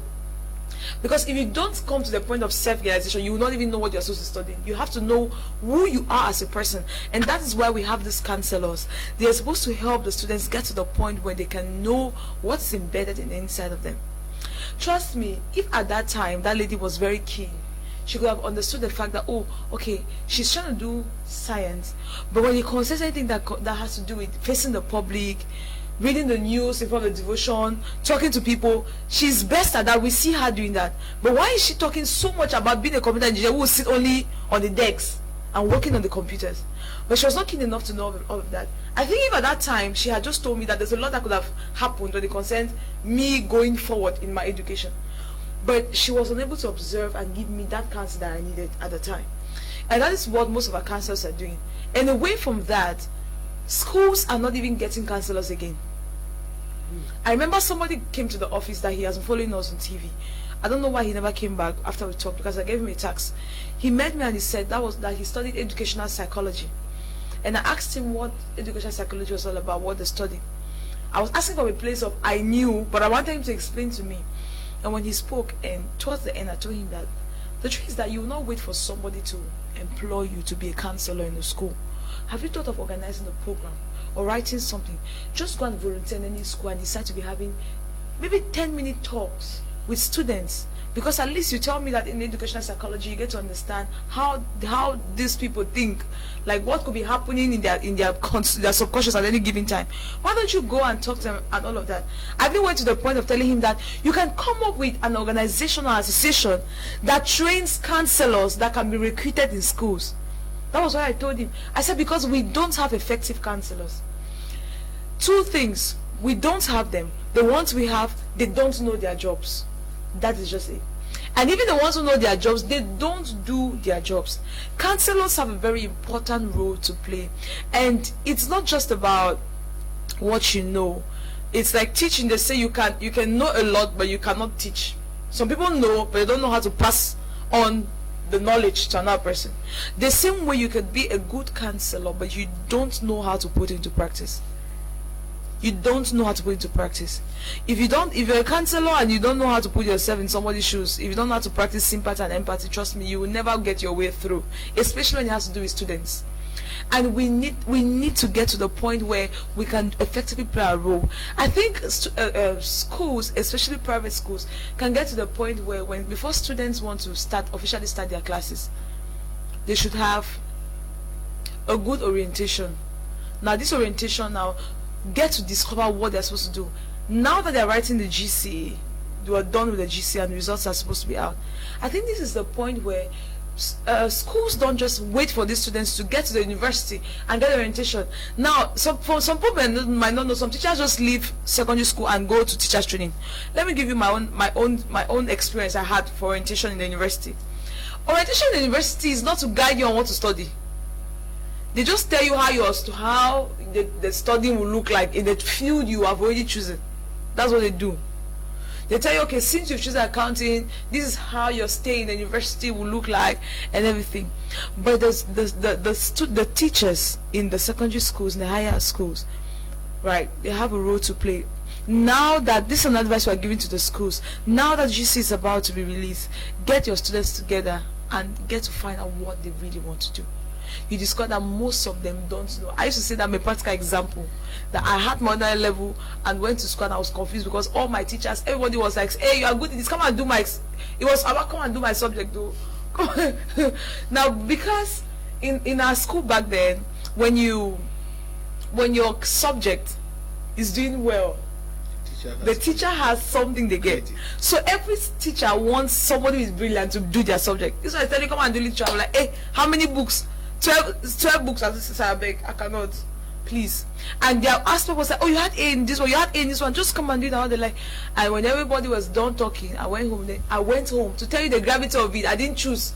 I was coming with something in my mind, but just the orientation I had, that the talk and the pressure I had to go back home. No, but which means that the counselors, like you say, are not actually helping to orientate students. Yes, towards, they are not helping. Getting what we call is gainful education. That is, you find students in a school, you try to help shape some of them, to redirect them. Because I will tell you that there is somebody who actually helped me when I came to the University of Boya, Mr. Bama Roland. He is from Menchum also. I was very lucky to have met him. We spoke at length. We talked about the possibility for me to do law, the possibility for me to do this and that and that. And then at the time to do some of this, to enter some of these departments in the university where you needed a number of points.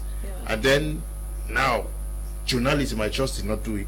We sat and we discussed. These are the opportunities. This is this. This is this. Yes, I have to say practical example. Mr. Bamarolan, I don't know whether he's watching the program, but he actually helped me a lot in the University of Boya. But the problem is many guidance counselors. These are persons that are trained by the state. The state, yes. And then is it the fact that they actually don't also have what it takes? Because you cannot give what it takes, because they are recruited, they are paid every month, and students are not being helped. Do we need to now get people like Mr. BUJI? Yes. Get people like you, get Mr. Teke to talk to the students. Yes. Of course, Mr. Leo. Talking about, you asked a question and all of us were laughing about our guardian counselors. Because I remember that when I was in secondary school, I saw our guardian counselor. Was it, that one was, I'm sure was borrowed from the delegation. When we had this, there's a week, they always call Guardian and Counseling Week. So that's the only time they came and told us some stories about how the choices we are going to make, they are going to affect us. But that was just for a day. You cannot actually change half. These are things that, these are people that are supposed to be there every time. The time that you enter Form 1, they are supposed to be there to guide you through. Not that they come at the week, the Guidance and Counseling Week, and come and talk about guidance counseling. So with all these things, at the end of the day, it adds to the problem, not actually solves the problem. Because these are people that, there are resources that are put so that they can help. Those are the people that can actually salvage a situation like this. But now, where do we find ourselves? Are these people updated? If they are updated, they will help us. If they are not updated, then it's just like a situation where you are doing the same thing over and over. Because the time that they went to school, they did not know about data analysis, they did not know about big data, they did not know about cyber criminality. You have things like hacking. They knew nothing about robotics. network marketing, social media. In fact, digital marketing. In fact, digital marketing. But these are guys who are serving today to counsel children to do what?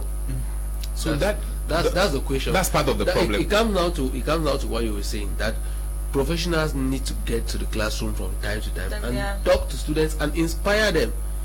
That's what is supposed to be done. Because how did I get to this? Students were coming to do internship at the bank where I was working, and I took upon myself like a responsibility to open their minds away from your internship. I tell them realities of life, and one of them, Queen Abel, she told me, sir, I pity my friends who are doing internship as well. You need to come and talk to us. I'll go and talk to our head of department, and you will come and talk to us. I said, okay, I'll be very willing. I was very happy. She went and spoke to the man, Mr. Kingsley. I'm sure he's watching. He has been reaching out to me that he needs me to be giving a course in his school where he's teaching, because of what we've been doing since 2018. So the man accepted, and I went there. I mean, the students, their way of reasoning changed automatically, because I wasn't just coming with a mere promise. I came with a reality that this is how this thing is. This is what you are going to face after school. They don't, when they sit, there's a way that when you sit on that bench, you are naive. I don't understand. You don't think of that, the fact that you are graduating like this. 5 of you are graduating from this school, 10 there, 200 there. At the end of the day, 1 million are graduating with the same certificate, with the same, the same mind, the same course, the same thing that has been impacted on you. How do you fit in the society? These are things that when people sit on the bench, they don't see it that way. Unless somebody comes from the outside to their circle, which is the classroom, and tell them that this is the reality. This is how you are supposed to be thinking. This is how you are supposed to keep a good record with your teacher, a good record with your classmate, because these are the people that are going to recommend you tomorrow. If you don't keep it, it's not going to be possible. I so much appreciate this system of internship. It opens students' eyes very much. I think from last year, students from UPSI, they started doing internship too. I saw a couple of students. And then digital marketing was started in secondary schools. These things, when we criticize, it's good for us to look at these things that they are doing, which are advancing. I so much appreciate this idea of students doing internship at the early stage, because they stop just dreaming, but now they have a touch of what they are going to face after a few years in the classroom, the reality that they are going to live. And I really want to urge our those who are in charge of making curriculums and accepting textbooks, that the books that our students should be reading should be books that relate with our reality on ground. Examples should come from the heroes that were quoted in books should be the Samuel Eto'os, should be the Francis Ngannou's, should be the Mr. Leo's, should be the Mr. Tekes. And not what is happening. Should not be something that is happening elsewhere. Mr. Paul, the other day, actually, I remember a student was graduating even in the University of Bamenda that invented this machine that dry plant crops. Yes. So I realized that the mates, when they went to do their internship at Tex Global, there's a machine there, because we have that machine, but definitely that machine was not designed in Cameroon. So you can imagine that a Cameroonian has designed something that we actually imported. So you look at the reality. Now, those who are there, most of them, their mind is, what we have seen these machines, we have seen this activity that these people are doing. What do we invent as we are graduating? Which changes the system? You actually see that the reality is there, and they create jobs for themselves. They create jobs for themselves, for others. Because normally the person just has to take the prototype of that machine, develop it, and why not? Tex Global is very much willing to actually get that. Good evening, Mr. Leo and the entire crew. The topic is so interesting, and if well articulated, will help so many people henceforth. The problem with counselors of yesterday emanated from their ineffective training, but presently I can testify guidance counselors are better trained. It is a new field, and solving this problem is longitudinal. Kibungla Divine from Yaoundé, guidance counselor. Okay. Yes, we touched you a bit. Yes, good evening, Mr. Leo. It's Dr. Barrister So Jurune in Boyatown. I really enjoy your program. I felt so satisfied, and I see it is educating our youths. Thank you, Barrister. Mr. Leo, good evening. I'm enjoying the program. I want to believe that it is the system of education that is frustrating the learners nowadays. In those days, if I don't forget, schools were created in relation to enough land for a school, farm, and football field, and as such, before a child leaves school, he or she must have been able to handle a cutlass or a hoe. But today, it's not the case. Today, it's not. Schools are created in compounds where the parlors and kitchens are classrooms. Ambi Leonard is writing from Bamenda. Good evening, Mr. Leo. I love the program of today. It's giving a lot of openings to young minds. Anyangwe is writing from Douala. Mr. Leo, there is far more to guidance counseling than the training given in training schools. So the first problem with counseling in Cameroon is inadequate professors in counseling and psychotherapy. There are no psychological labs, no psychological tests to diagnose dysfunction in clients, and to add perceptions towards counseling is still to work on. Yes, but you have to make yourself known out there now. Good evening to everyone. The issue about guidance counselors is that some bad seeds have spoiled the profession. We have 21st century counselors who know how to counsel and assist students. Counselors in Cameroon are well trained, but unfortunately some counselors have destroyed the name of the beautiful profession, while few do their best. From Prince Mutapene, guidance counselor. Wow. You guys are watching. I'm glad. Now next week we are going to do another edition of this same topic. Okay. We'll look at another aspect of it. So if you are a guidance counselor who is in Douala, if you think that you would want to participate, call me and I'll invite you to the studio. If you guys can even gather yourselves, I'll do a separate edition for you guys. So that you can tell students this is back to school now. Of course. They should know what they have to do. Good evening, Mr. Liu and the panel. I'm Eric, writing from Bamenda. Anglophone education was creative when our Anglo-Saxon system was being controlled by the British. Since it was stopped in the early 90s and controlled by the government, the creativity got lost. Okay, yeah, that is a theory. Good evening to you, my own brother Lamfu Leonard, my brother and classmate out there, JHS Womb. Glad to know that you are watching the program. Good evening, Leonard and team. Guidance is very important to be able to orient the students. A student might have an A grade in geography but is passionate about journalism. And classroom teachers should also play a great part in orienting students because they spend much time with them. So the counseling should not only be based on the grades of the students but also on the skills and capabilities as well as opportunities. Students should also be oriented on self-employment opportunities. Thanks. Good evening to you, brother. Good evening. Akime Jr. from Boya. I just want to say I'm impressed with the program sincerely from the bottom of my heart. More wins to our great leaders on board. Yes. But now Text Global, you guys are talking about this and we are looking at what our guidance counselors have been doing. We know that you say yours was not too friendly. Everybody has their experience. The Text Global is, can you guys not also work with some of the secondary schools where from time to time you can get into schools, talk to the students, especially examination class students and possibly some first year or especially final year students in universities? Yes, Mr. Leo. Actually, I'll have to say this now before time. There's actually a program like that Mr. Teke has validated.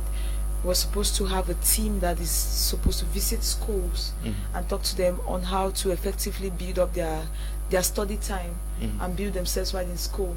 And so he's actually doing this to foster somebody came up with the idea, and so he brought it to Mr. Teke, and Mr. Teke was very okay with it. So it was just few days ago that we're talking about this, and we have to look for every means possible to also get the billionaire mindset across to schools, because we know that the billionaire mindset will play an important role in this same thing we are talking about. If they can get to the point of self-discovery, then even with the counselors around or not around, they will be able to know what to do. And that is why us as Text Global now, this is already a first move we're making, sitting here today and talking about this, because come to think of it, we're into investments. Why should we bring up something like this? It's because the mind is very important in whatever we're doing. The mind is very important, and that is why we decide to even talk about something like this. But I know that as a team, since we've been working on programs like that, I think one time we spoke about organizing a program for teachers. We spoke about that, and Mr. Teke has not dropped it. So with time, we're going to have the program with teachers, and I'm sure that in a platform like that, we're also going to get to the point where we will talk to them on how to get a hold of these students, how to talk to these students where the guidance counselors are failing, because teachers have a very important role to play. And trust me, we cannot get directly into the field. We can only pass through these persons, like what you're saying. We can pass through these persons and reach out to them. Because I told you one time that I've been a teacher, and so when it has to do with students' minds, trust me, they think differently. They might be in class and they are not there, and it could just be something very minute that to you is small, but to them. Were you a good or wicked madam? It's a very good teacher. Today all my students around me. It's a very good teacher. It's really not easy. It's really not easy, because even as we're talking about the guidance counselors, they might not be doing their job so well, but sometimes to literally talk to students and make them see reasons with you, it's not easy at all, because some of them, their minds are already in a way that to break through. I don't know how to put it, but to get to the point where you can really talk sense. They see themselves as future medical doctors, medical future careers, future big people.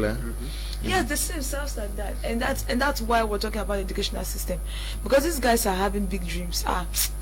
Dreams. I'm really grateful to God that I ended up doing what I'm doing. Okay. We thank God for you. Good evening, Mr. Leo. Thank you so much for this topic. It's mind-opening to so many of us. A bon Nki Kuku, a VIP winner watching from Douala. I don't understand what VIP winners are. You might ask me, I'll explain more. Okay. Good evening, Mr. Leo. Elat Investor from Limbe. I appreciate the ongoing program. Actually, orientation and counseling in Cameroon are very poor. For example, many class 6 people who write first school leaving certificate have little or no knowledge that the Cameroon entrance to technical education is different from the common entrance to grammar education, making admission process difficult for many people after the first school leaving a certificate. Good evening. Good evening, Mr. Leo, and all on the crew. The topic of today is timely and will help propel a better career pattern for those awaiting GCE results. I'm totally convinced that parents, teachers, guidance, and counselors should play the role of leading the child student to do what they desire in life, in as much as they will earn a living out of it, and it will better the societal standards. With this, it would improve job satisfaction and productivity. Salaries, wages associated to certain jobs shouldn't be a reason to derail. Oh, when you keep calling, I can't read the message, so stop calling. We have just 10 more minutes. I want us to come back to what we started discussing about, that many of us have certificates, first degrees, master's degrees, PhDs. We are out there with them. We are jobless, and we actually do not know why we are jobless. Yes. Not knowing that maybe these certificates, all the certificates now, cannot necessarily provide a solution to a societal need.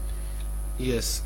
Somebody rightly said, in Cameroon to survive, when you're in school, hustle and become a best student. Once you are out of school, keep the certificates aside and hustle like a dropout. I think that's the reality. Once you leave school, keep the certificates aside. I don't think Mr. Leo carries his certificates to this place every day. Mr. BUJI, I'm not sure. Same with Miss Earl. You know, you don't know where your certificates are. You understand? Our focus should not be certificates. Our focus should be the value added in the society. Somebody said something there that and some employers are wicked. They ask money before they employ. I don't believe in such information. If you are somebody that is so valuable, people should be fighting to get you, because they know of what you are going to contribute to their structure, not that you have to bribe or pay some money for them to recruit you. So when you have the certificates are a good base of evaluation of everybody, but once you step out there, you have to take that responsibility and keep adding value to yourself, so that your value in the society keeps increasing, so that your services are always demanded. As times are changing, you are going to go outdated. We don't want anybody to be redundant. We don't want anybody to stay at home and not working. And we don't encourage you to say, since I studied accounting, if I don't have an accounting job, I die here. It doesn't go that way. No, be flexible. The mind is the limit of the mind cannot be evaluated. How much can be created out of the mind? It cannot be evaluated. Look at the things around you. Everything we have here came out of somebody's mind, and you have that same mind. So the focus should not be your certificate. Focus on what you think you can contribute to the society that somebody can pay you for, and you keep building your skills towards that direction, and mind you will not die poor. Okay. Good evening, Mr. Leo, and your text group. Prime R remains my best program, and my Media Prime my best channel, because of your good works. Being jobless doesn't really only on our educational system. I think a busy illiterate is better than an idle graduate.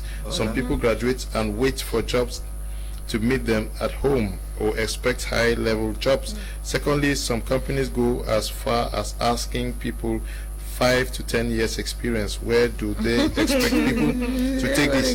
This makes me very angry at times. Thirdly, instead of government to bring Chinese to execute all contracts in Cameroon, why can't they go and sign a contract with China to implement their educational system in Cameroon? The ministers of education need to do more to change this jobless nature you meant increasing daily. Sumbele Kelvin is writing from Konsamba. Good evening to you, Kelvin. Good evening, Mr. Liu, and to the Text Global family. You are doing a good job. This is not the time to sit and wait for jobs, but to take the bull by the horn.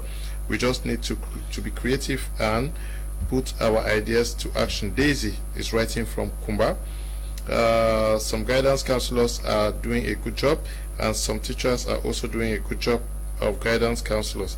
I remember my secondary school days. If I'm what I am today, I owe it to my guidance counselor in Form 4 and 5. Oh, that's great and lucky for you, Daisy.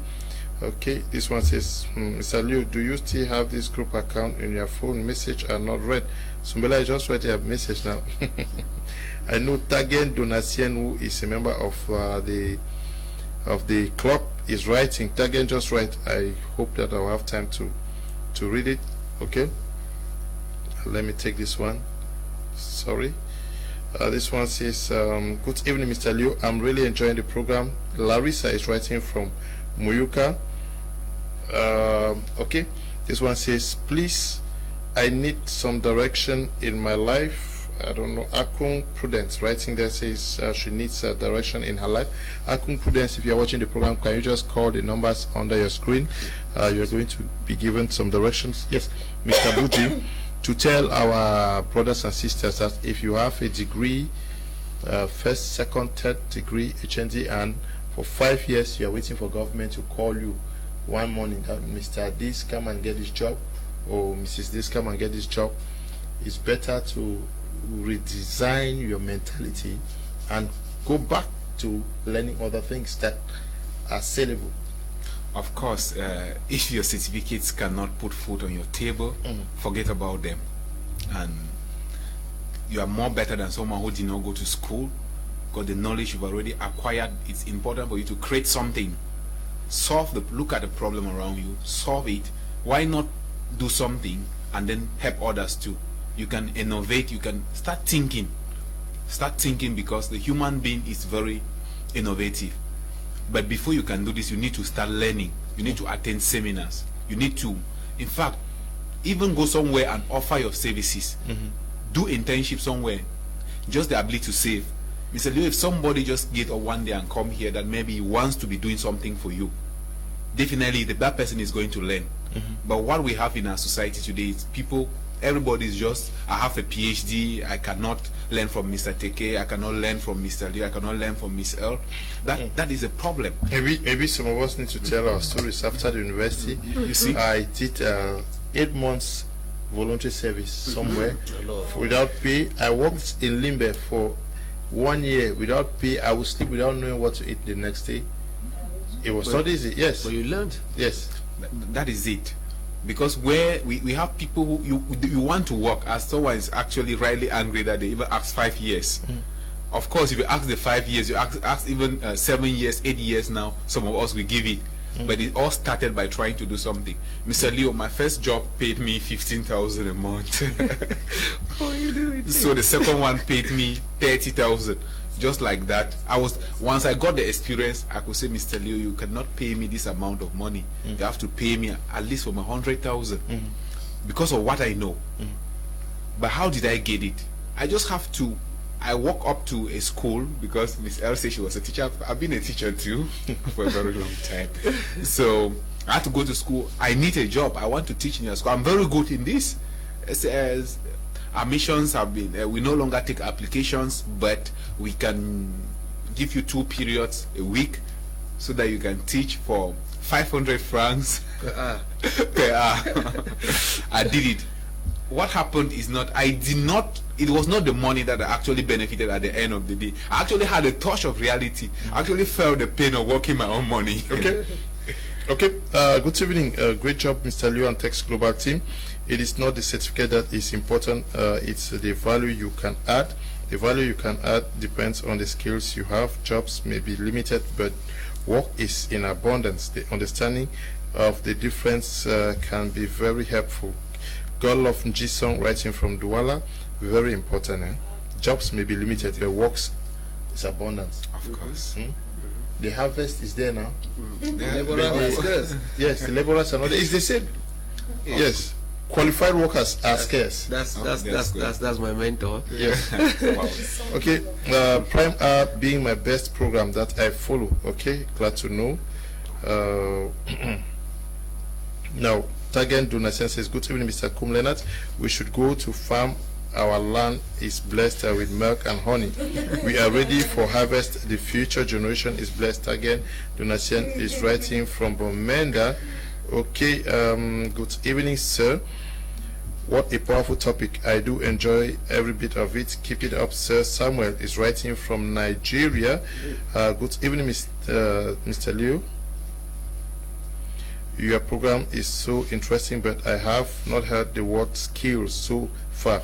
It's a fundamental notion in understanding the essence of education today. Remy Penga is writing from Chang. Good evening to you, Remy. Good evening to everyone. The system isn't bad, but the resources to carry out the training are not made available. Students see vocational programs as those for the poor and underprivileged. Technical and vocational schools are not equipped with a required machines, materials. Boom, writing. Good evening, Mr. Leo, and to the co-panelists. Please, I want to ask, between studying ICT and economics, which field is more advantageous? Can you just call using the numbers on your screen? They will answer you. Good evening. What are we talking about guidance counselors in our schools? Most of the counselors themselves are not functioning in their own field of fulfillment. How can you give what you don't have? Guidance counselors are supposed to come from the field and not stuck in school milieus with some academic mentality they are passing on again to the students. That's the truth. Garbage in, garbage out. Cecilian Changui is writing from Bamenda. Good evening, Mr. Leo. What a beautiful program. Can you believe I studied from class 1 to upper seed without actually knowing what I wanted to become in future? If I didn't pass a concours, I would have definitely been jobless. Nobody never told me to go this way. I was just following my friends to whatever direction they were going. Orientation should begin with when a child completes from the primary school, but notwithstanding, I believe going to school is not purposely for a job, but to match well in the society. Breeze is writing from Chang. Wow, you are lucky, Breeze. Good evening to you all. I'm Tima from Bamenda. Poor educational system is highly responsible for the high unemployment rate in Cameroon. Come to think of this, imagine someone who went to a professional school and after studying banking and finance for 3 years. That individual has never touched a computer, jobless of inputting data in the computer, and at the level of the job market, productivity is very poor. I suggest the educational system should be restructured if we are trusting God for a better Cameroon. Thanks. Okay, Miss L. Yes, what's the way forward? Okay, I will borrow this.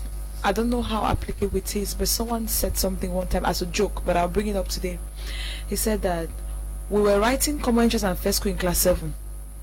They discovered that children were becoming smarter, and we started writing common interest and first school in class 6.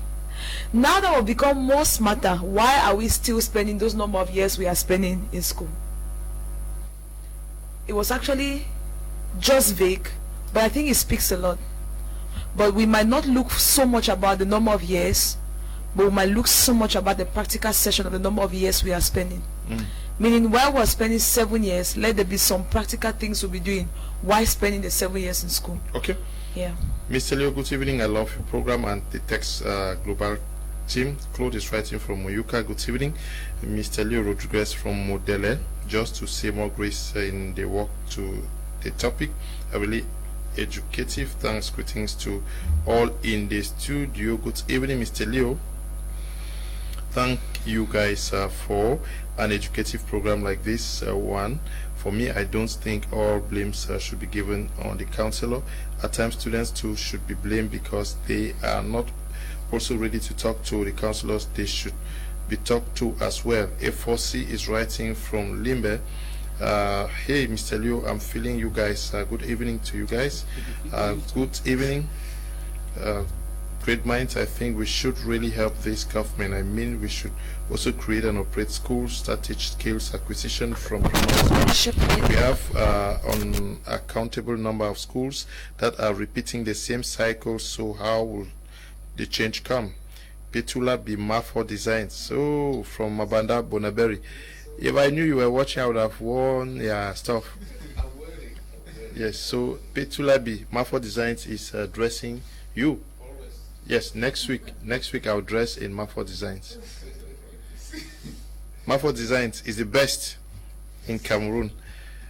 Shalom to all in the studio from Mbong in Boya. Kudos, Mr. Liu, for this timely topic at the verge of back to school. A second edition of this program invite corporate officials from different industries like banking, health, insurance to oriented youths for better career choices. Okay. Good evening. Really enjoying the program. I'm the Fonuela, a Form 5 student from Tengene. Please help us talk to the guidance counselors. Okay. No, you guys are also stubborn. They say you people are stubborn, so you guys should sit up. Good evening, Mr. Liu. I think counselors are doing a great job. The sole problem is with the nature of recruitment, given that every degree holder is qualified to sit in for the counseling program, whereas there should be a specific educational background to be qualified to sit in for the counseling concours. To the lady on the panel, okay, we should not generalize. Counselors are good at their job. Becky guidance counselor writing from Chang. Wow. It seems as if they have everybody they have called him. Yeah. Good evening, Mr. Liu. Where can one get billionaires mindset in Bamenda? Just call the numbers under your screen. You're going to have one. Guidance counselors, if you guys can organize yourselves, I'll receive you guys here to talk about how the young people can use you the more, because we may be talking like this when people don't understand how they function. Miss Air, thank you for coming. Thank you so much, Mr. Leo, and thank you so much to everyone that has watched us this evening. I'm looking forward to network more. Okay. Thank you too. Thank you so much, Mr. Leo. Thank you for watching, and I would like to end with this. As far as we are spending a lot of resources to educate our students, our children out there, if what they are studying cannot provide even what they are using in the classroom, that's to say even the uniforms, the pencils, the books and everything, and then there's something wrong with our education, this is the time for us to rethink. Okay, thank you, Mr. BUJI. Thank you, Mr. Leo. Thank you to the viewers, and thank you, Mr. TK, for giving us this opportunity to be here and accept greetings from the crew. He's there in Turkey for the United Nations Youth Model Program on Leadership. Okay, yes, that is a type of young Cameroonians that we want now. Yes, so we should work so hard that we can become the future Mr. Takes in the next years to come. Thank you, Desmond and Eli and everyone who contributed in producing this program. Stay blessed. Bye-bye.